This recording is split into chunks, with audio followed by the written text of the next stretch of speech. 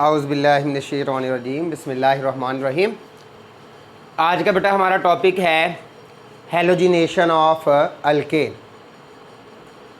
बेटा हमारे पास 7th group of periodic table है, फ्लोरीन, क्लोरीन, ब्रोमीन, आयोडीन। इनको हम लोग हैलोजन्स का नाम देते हैं। हैलोजिनेशन से मुराद अल्केन में मौजूद जो हाइड्रोजन एटम्स हैं उनको आपने रिप्लेस करना है हैलोजन्स के साथ, यानी कि हाइड्रोजन निकलता जाएगा और हैलोजन वहाँ पे अटैच होता जाएगा और ये प्रोसेस क्या कहलाएगा? हैलोजिनेशन। बेटा सारे hydrogen at a time replace नहीं होंगे, ये स्टेप बाय स्टेप रिप्लेस होंगे, यानी कि सक्सेसिव रिप्लेसमेंट होगी। पहले एक हाइड्रोजन निकलेगा, वहाँ पे हैलोजन अटैच होगा, फिर दूसरा हाइड्रोजन निकलेगा, वहाँ पे हैलोजन अटैच होगा। इसी तरह जितने भी हाइड्रोजन एटम अल्केन में मौजूद हैं वो 1 बाय 1 रिप्लेस होते जाएंगे बाय हैलोजन एटम। हमारे पास बेटा जो हैलोजिनेशन है इसके लिए कुछ टर्म्स एंड कंडीशन हैं, जिसमें हमारे पास या तो सनलाइट होनी चाहिए तब ये रिएक्शन प्रोसीड होगा, या फिर हाई टेम्परेचर हो, या फिर हमारे पास अल्ट्रा वायलेट रेडिएशन मौजूद हों, यानी कि हाई एनर्जी रेडिएशंस मौजूद हों। तो सबसे पहले बेटा हम डेफिनेशन लिख लेते हैं हैलोजिनेशन ऑफ अल्केन। तो डेफिनेशन आएगी the successive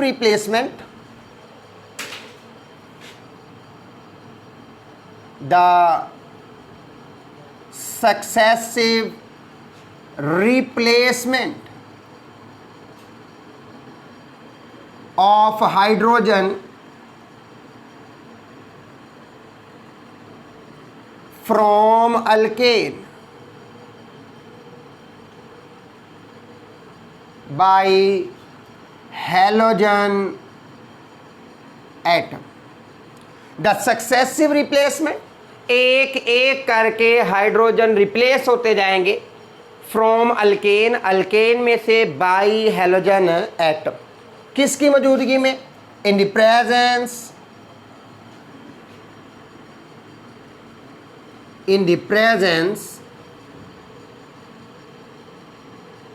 presence of sunlight.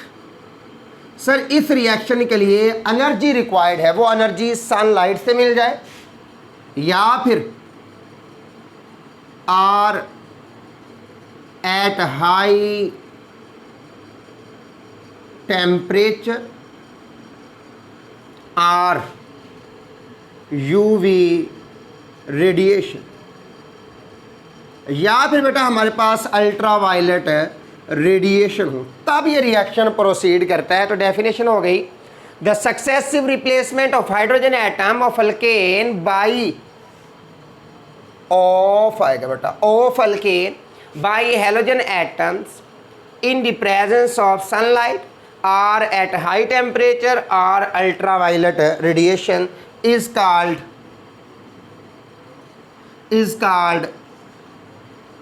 Halogenation. बेटा ये जो हमारे पास प्रोसेस है हैलोजिनेशन ऑफ अल्केन, तो हमने पहले भी पढ़ा हुआ था कि सर जो अल्केन होते हैं ये लीस्ट रिएक्टिव होते हैं, ये हमारे पास सब्स्टिट्यूशन रिएक्शन देते हैं, यानी कि सर ये एक सब्स्टिट्यूशन रिएक्शन है। It is a substitution reaction. तो दूसरा यानी कि इसमें हिस्सा आपके पास क्या आ गया कि sir it is a substitution reaction. इसका क्या मतलब है? इसका मतलब है बेटा एक हाइड्रोजन एटम निकलेगा, उसकी जगह कोई हैलोजन एटम आके अटैच होगा। सब्स्टिट्यूशन का मतलब होता है रिप्लेस करना। हाइड्रोजन एटम अल्केन का निकलता जाएगा, हैलोजन एटम वहाँ पे अटैच होता जाएगा, इसलिए से क्या कह दिया? It is a substitution reaction. और ये किस मैकेनिज्म को फॉलो करेगा? It follow free radical mechanism. Sir ये फ्री रेडिकल मैकेनिज्म को फॉलो करेगा, और आपने पढ़ा हुआ है फ्री रेडिकल मैकेनिज्म 3 स्टेप्स पे मुश्तमिल होते हैं। नंबर 1 इनिशिएशन, नंबर 2 प्रोपागेशन और नंबर 3 हमारे पास टर्मिनेशन, उसे हम 1 बाय 1 एक्सप्लेन करेंगे। ये बेटा हमारे पास है free radical mechanism.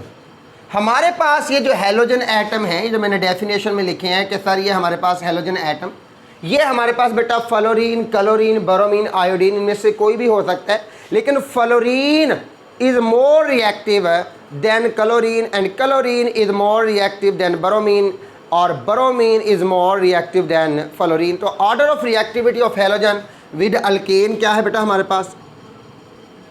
Order of reactivity of halogens with alkane is, बेटा फ्लोरीन की रिएक्टिविटी सबसे ज़्यादा है, क्लोरीन की रिएक्टिविटी उससे कम, ब्रोमीन की रिएक्टिविटी उससे भी कम और आयोडीन की रिएक्टिविटी सबसे कम। अब बेटा जब फ्लोरीन की बात करते हैं तो फ्लोरीन हैलोजन से जब रिएक्ट करता है तो हमारे पास एक्सप्लोजिव रिएक्शन होता है, ऐसा रिएक्शन जिसे आप कंट्रोल नहीं कर पा रहे होते। आपका जो प्रोडक्ट है वो बर्न होना शुरू हो जाता है, यानी कि जलना शुरू हो जाता है, डिकम्पोज होना शुरू हो जाता है। इसलिए फ्लोरीन के साथ हम हैलोजिनेशन नहीं करवाते, यानी कि फ्लोरीनेशन नहीं करवाते। अगर आप फ्लोरीन के साथ रिएक्ट करवाओगे तो आपके पास बेटा हाइड्रोजन फ्लोराइड यानी कि HF बनेगा। इसी तरह आपके पास जो प्रोडक्ट होगा उसके अंदर फ्लोरीनेटेड अल्केन होगा या फ्लोरीनेटेड कार्बन होगा और साथ कार्बन ब्लैक होगा। तो यूँ कह सकता हूँ कि sir the reaction of fluorine with halogens is highly explosive. Reaction of fluorine with halogen with alkane is highly explosive, यानी कि सर विगोरस कर लो, हाईली विगोरस, यानी कि सर इतना ज़्यादा फास्ट है कि आप इसे कंट्रोल नहीं कर सकते। और हमारे पास जो मेन प्रोडक्ट है एंड प्रोडक्ट ऑब्टेन्ड, और जो प्रोडक्ट हमें हासिल होते हैं और hydrogen fluoride, fluorinated alkane and carbon black. तो आपके पास आम तौर पे ये वाले प्रोडक्ट बनते हैं और इनमें से कोई भी हमारा डिज़ायर्ड प्रोडक्ट नहीं है। फिर बेटा बात करते हैं हम लोग आयोडीन की। आयोडीन की रिएक्टिविटी बहुत कम है, यानी कि sir reaction of alkane with iodine is too much slow. Reaction of iodine with alkane is too much slow. और जब रिएक्शन स्लो होगा तो बेटा यील्ड भी क्या होगी? कम। And gives poor yield. Poor का मतलब यहाँ पे बेटा लेस यील्ड है, और उसकी वजह क्या है? क्योंकि बेटा रिएक्शन स्लो है, प्रोडक्ट बनना नहीं चाहता, लिहाजा जितना प्रोडक्ट बनेगा वो दोबारा रिएक्टेंट्स में कन्वर्ट हो जाएगा, और वो तमाम रिएक्शन जिसमें प्रोडक्ट दोबारा रिएक्टेंट में तब्दील हो जाए उसे हम रिवर्सिबल रिएक्शन कहते हैं। तो sir reaction of iodine with alkane is too much slow and give the poor yield due to reversibility of a reaction। Sir reaction जो है वो रिवर्सिबल है, जिसकी वजह से यील्ड आपके पास कम होती है। और सर रिएक्शन हमारे पास यील्ड क्यों कम दे रहा है? क्योंकि सर रिएक्शन होना ही नहीं चाहता, क्योंकि रेट ऑफ रिएक्शन कम है, आयोडीन रिएक्ट करना ही नहीं चाहता। तो पीछे हमारे पास क्या बचेगा? ब्रोमीन और क्लोरीन। जब आप क्लोरीन के साथ रिएक्ट करवाओगे तो इसी हैलोजिनेशन का नाम आ जाएगा क्लोरीनेशन, और अगर आप ब्रोमीन के साथ करवाओगे तो इसी हैलोजिनेशन का नाम आएगा ब्रोमीनेशन। अब बेटा हम बात करते हैं मैकेनिज्म की कि सर मैकेनिज्म क्या है हमारे पास, किस मैकेनिज्म को फॉलो करता है। वो मैंने आपको पहले बता दिया कि बेटा ये सब्स्टिट्यूशन रिएक्शन है, और ये फ्री रेडिकल मैकेनिज्म को फॉलो करते हैं। तो हम मैकेनिज्म को एक्सप्लेन कर लेते हैं। मैकेनिज्म, सर मैकेनिज्म क्या है? Free radical mechanism. और मैंने कहा था कि free radical mechanism consist of 3 steps. तो पहला हमारा स्टेप जो है वो है बेटा इनिशिएशन। इनिशिएशन, सर ये इनिशिएशन क्या होता है बेटा? ऐसा स्टेप या ऐसा प्रोसेस जिसके अंदर फ्री रेडिकल्स जनरेट होते, यानी कि जनरेशन ऑफ फ्री रेडिकल्स। जो भी प्रोडक्ट या रिएक्टेंट फ्री रेडिकल बनाएगा वो हकीकत में इनिशिएशन स्टेप कहलाएगा, यानी कि फ्री रेडिकल को जनरेट करना क्या कहलाता है? इनिशिएशन। फॉर एग्जांपल है, मेरे पास क्लोरीन है, यानी कि हम हैलोजिनेशन की जगह क्लोरीनेशन करवा रहे हैं। तो क्लोरीन अगर आपको याद हो तो सर क्लोरीन Cl2 की फॉर्म में होता है।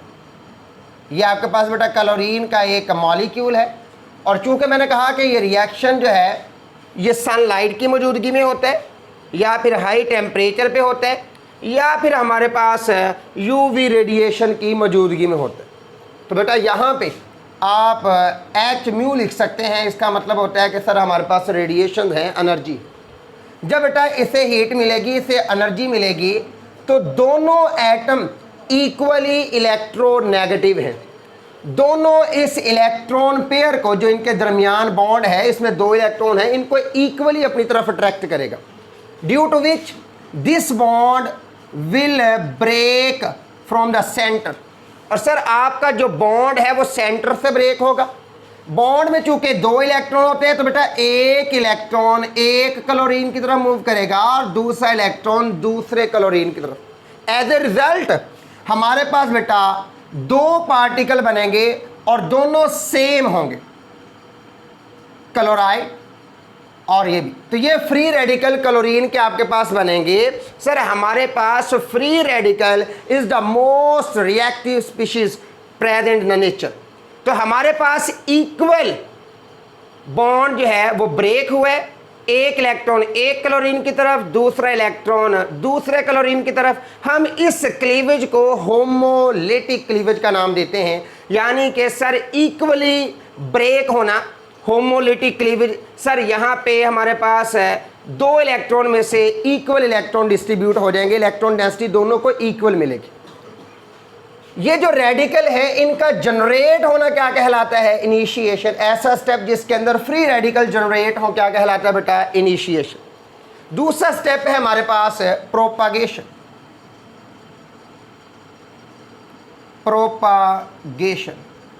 प्रोपागेशन आप फिजिक्स में पढ़ते हैं कि किसी भी चीज़ का मूव करना, फॉरवर्ड आगे की तरफ चलना। तो ये हमारे पास सबसे लॉन्ग स्टेप है।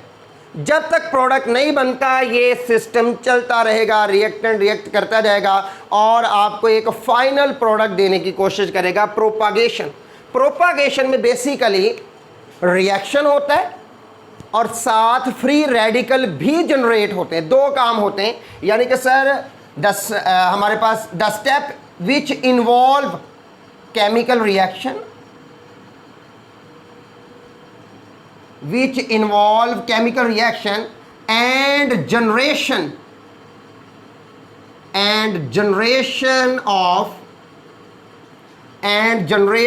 of free radical।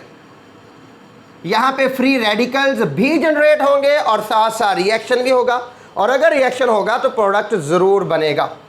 देखिएगा बेटा ज़रा, यहाँ पे हम इसकी एग्जांपल लिख लेते हैं कि हमारे पास मीथेन है CH4, जिसे आप मार्श गैस का नाम देते हैं, CH4।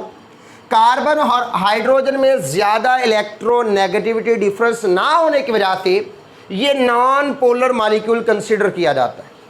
तो हमारे पास बेटा ये एक मॉलिक्यूल है, इसके साथ एक रेडिकल रिएक्ट करेगा।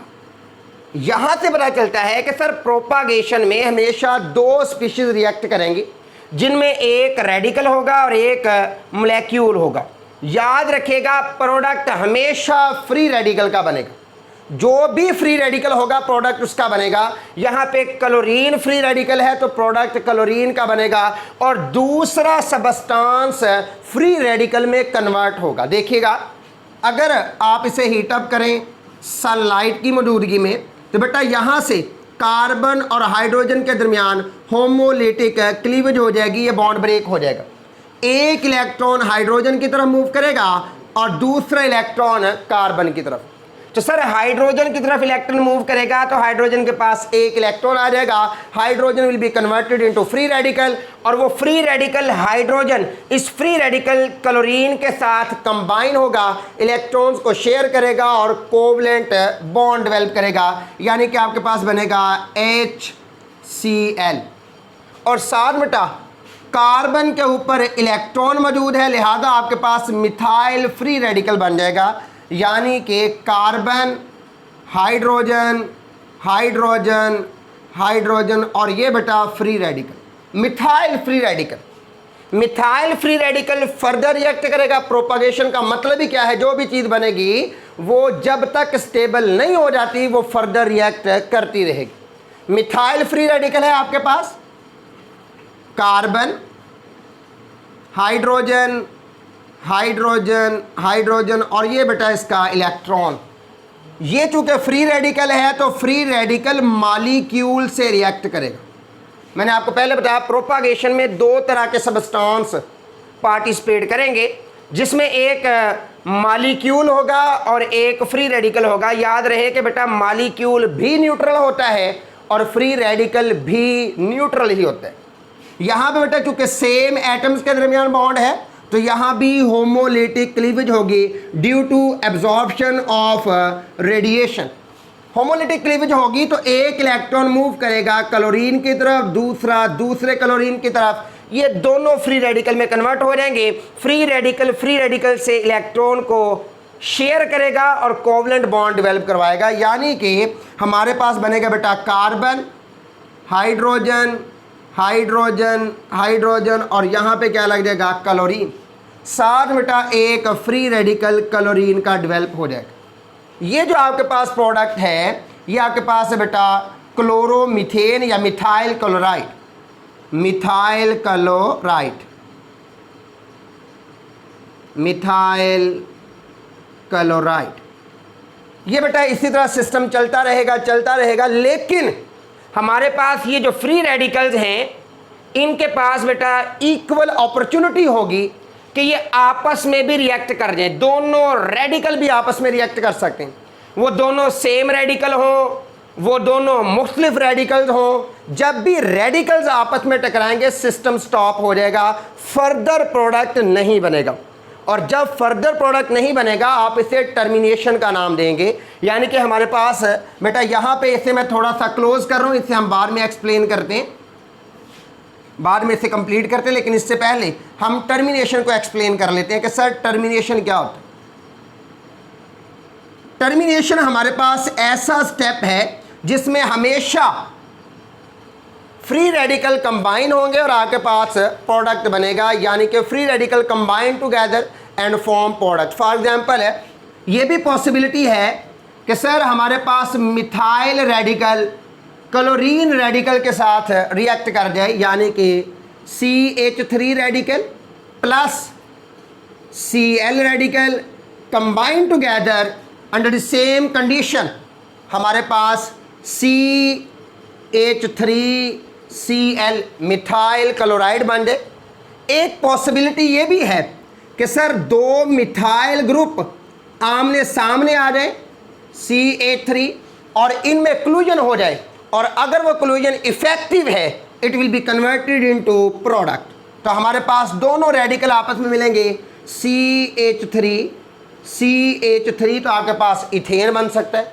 एक पॉसिबिलिटी ये भी है कि हमारे पास दोनों के दो क्लोरीन रेडिकल कंबाइन हो जाए, यानी कि सर एक chlorine radical combine with the other chlorine radical and form Cl2 molecule. तो ऑल ऑफ दीज अपॉर्चुनिटी, सारे पार्टिकल्स के पास ये इक्वल अपॉर्चुनिटीज हैं, इनमें से कुछ भी पॉसिबल है। लेकिन बेटा आपके पास ज़्यादा चांसेस होंगे मिथाइल क्लोराइड के बनने के, यानी कि अपोजिट रेडिकल आपस में ज़्यादा कंबाइन। लेकिन हमारे पास जब हेलोजिनेशन होता है तो ये सारे के सारे प्रोडक्ट बनते हैं।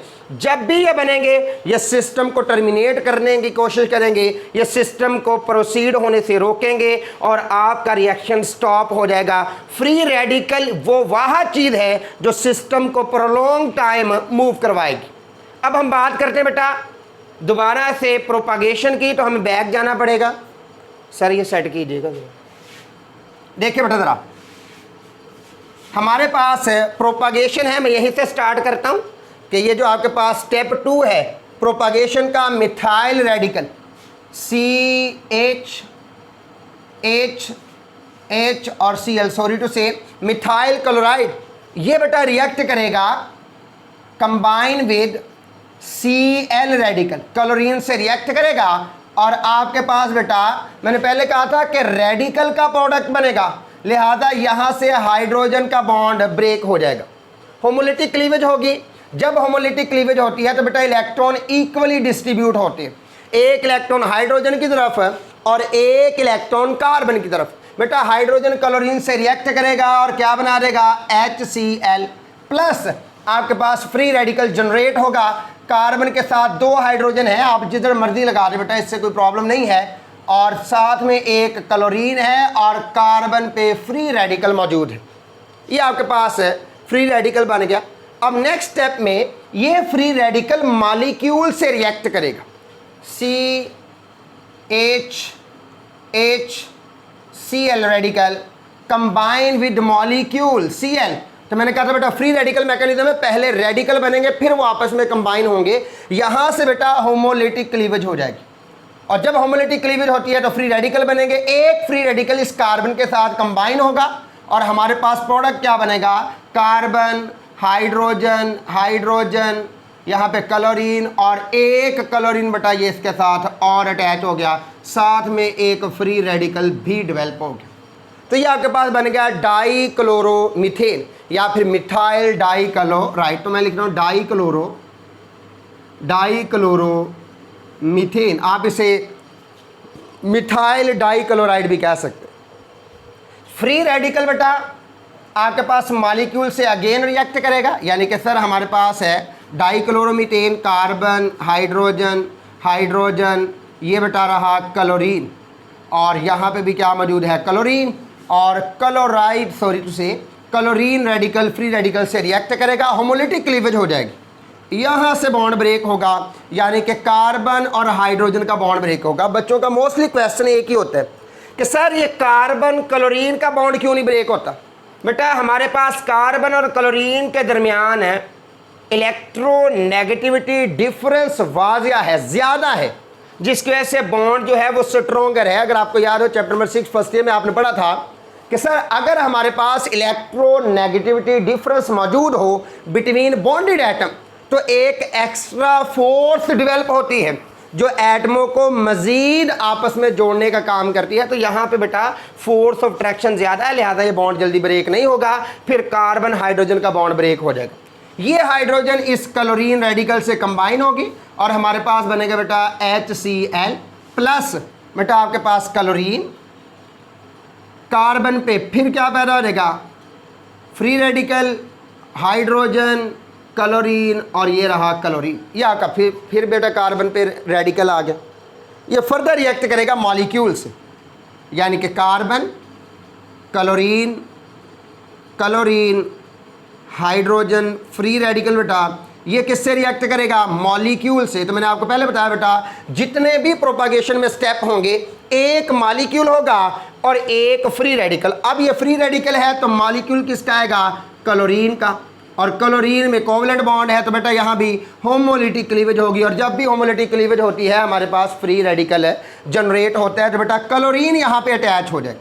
तो हमारे पास प्रोडक्ट क्या बनेगा, देखिए बेटा पहले 3 क्लोरीन है, एक और अटैच हो जाएगा कार्बन, इसके साथ बेटा क्लोरीन, क्लोरीन और एक क्लोरीन ये, और एक इसके साथ क्या है हाइड्रोजन प्लस बेटा Cl रेडिकल फिर जनरेट हो गया। ये आपके पास बन गया बेटा ट्राईक्लोरोमीथेन, या फिर इसका एक और नाम है हमारे पास क्लोरोफॉर्म। बेटा इसे एनेस्थीसिया में इस्तेमाल किया जाता है यानी कि पेशेंट्स को बेहोश करने के लिए। देखिए बेटा, नाम इसका क्या लिखेंगे, क्लोरोफॉर्म, क्लोरोफॉर्म या फिर ट्राइक्लोरोमीथेन आप लिख सकते हैं। नेक्स्ट बेटा, हमारे पास जो क्लोरोफॉर्म है, कार्बन, इसके साथ 3 क्लोरीन है, मैं क्लोरीन ये लिख रहा हूँ 3, और हाइड्रोजन बेटा मैं इस तरफ अटैच कर देता हूँ क्योंकि मैंने इसे ब्रेक करना है।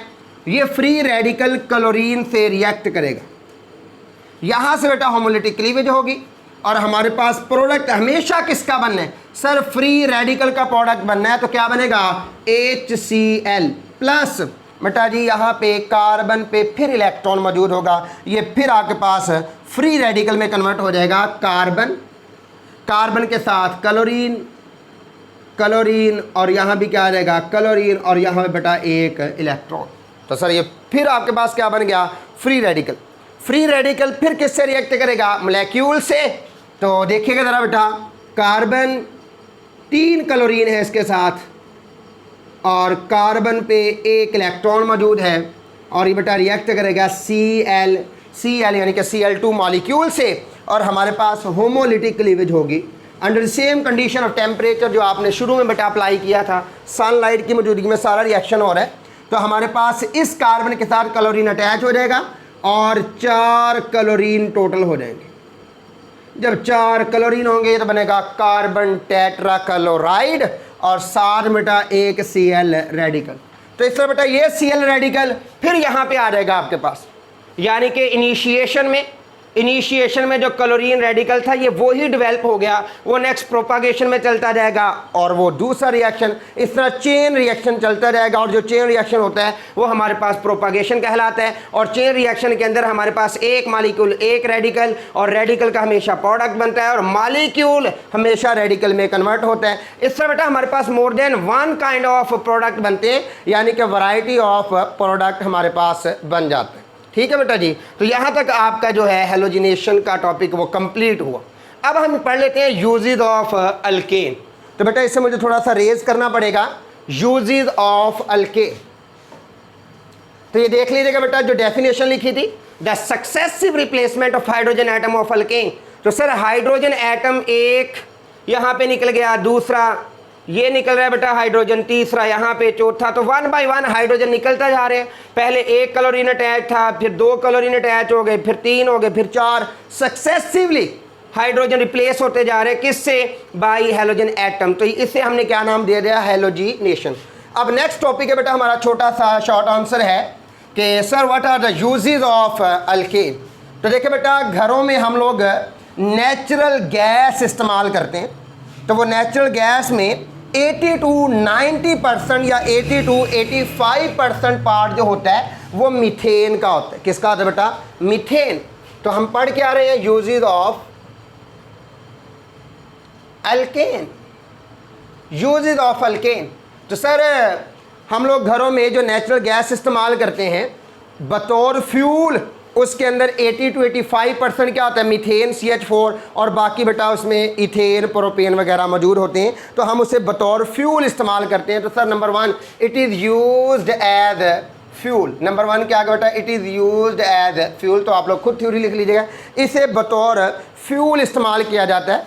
नंबर 2, हम लोग बेटा जब अल्केन को इस्तेमाल करते हैं, तो अगर आपको याद हो मैंने आपको कैटालिटिक ऑक्सीडेशन पढ़ाया था। कैटालिटिक ऑक्सीडेशन में हम लोगों ने सबसे पहले मीथेन की ऑक्सीडेशन की थी, तो हमारे पास बना था मेथानॉल। इसका मतलब है कि सर हम इससे अल्कोहल तैयार कर सकते, it can be use to synthesize alcohol. और हमने कौन सी अल्कोहल तैयार की थी, मेथानॉल, कैटालिटिक ऑक्सीडेशन। इसी तरह अगर आपको याद हो उसी प्रोसेस में हमने बेटा फॉर्मेल्डिहाइड भी तैयार किया था, यानी कि फॉर्मेल्डिहाइड। तो सर इससे हम एल्डिहाइड सिंथेसाइज करते हैं। उससे वेरी नेक्स्ट स्टेप में हमने फार्मिक एसिड बनाया था, तो यानी कि कार्बोक्सिलिक एसिड भी हम इससे सिंथेसाइज कर सकते हैं। So sir it is use to synthesize alcohol, formaldehyde, formic acids. तो ये चीज़ें भी इससे हम लोग बना सकते हैं। फिर अगर आपको याद हो आपने इनकम्प्लीट ऑक्सीडेशन की थी, तो इनकम्प्लीट ऑक्सीडेशन में ऑक्सीजन की सप्लाई जो है वो लिमिटेड रखी जाती, उस लिमिटेड सप्लाई में कंपाउंड कंप्लीटली 100% बर्न नहीं होता, जिसकी वजह से कार्बन ब्लैक बनता है। उस कार्बन ब्लैक को हम लोग इस्तेमाल करते हैं बेटा प्रिंटिंग प्रेस में। तो sir it is use to synthesize carbon black, carbon black, हम कार्बन ब्लैक तैयार करते हैं और इस कार्बन ब्लैक को हम लोग इस्तेमाल करते हैं बेटा प्रिंटिंग इंक के अंदर, प्रिंटिंग इंक यानी कि प्रिंटिंग प्रेस आप कह सकते हो। नंबर 2, इसी कार्बन ब्लैक को हम लोग टायर में इस्तेमाल करते हैं। टायर नहीं होते ऑटोमोबाइल गाड़ियों के टायर वगैरह, उनमें। तो sir it is used in automobile tyre, automobile tyre. और इसी तरह बेटा हम इसे इस्तेमाल कर लेते हैं रबड़ इंडस्ट्री के अंदर, कार्बन ब्लैक को इस्तेमाल कर लेते हैं फिलिंग के तौर पे, फिलर के तौर पे। नेक्स्ट बेटा हमारे पास यूजेस इसके आ जाएंगे। ये अभी आपने पढ़े, देखे क्या क्या बनाया है आपने। सबसे पहले बनाया बेटा मिथाइल क्लोराइड, फिर आपने बताया है बेटा जी डाई क्लोरोमीथेन, फिर आपने बनाया क्लोरोफॉर्म, फिर आपने बनाया कार्बन टेट्रा क्लोराइड। तो इसमें क्या आ जाएगा, it is use to synthesize number 1 methyl chloride, methyl chloride. Number 2 dichloromethane, dichloromethane. इसे आप मिथाइल डाई क्लोराइड भी लिख सकते हो, जैसे मैंने ये लिखा है, इसमें डाई क्लोराइड आ जाएगा। नंबर 3 वो जो क्लोरोफॉर्म है, it is use to synthesize chloroform. Chloroform anaesthesia में इस्तेमाल होता है। And carbon tetrachloride CCl4, it is used as solvent, हम इसे बतौर सॉल्वेंट इस्तेमाल करते हैं। तो ये बेटा हमारे पास इनके यूजेज हैं अल्केन, ठीक है जी। तो यहाँ तक बेटा आपका जो क्वेश्चन है वो कंप्लीट हुआ, ठीक है जी। तब तक के लिए अल्लाह हाफिज़।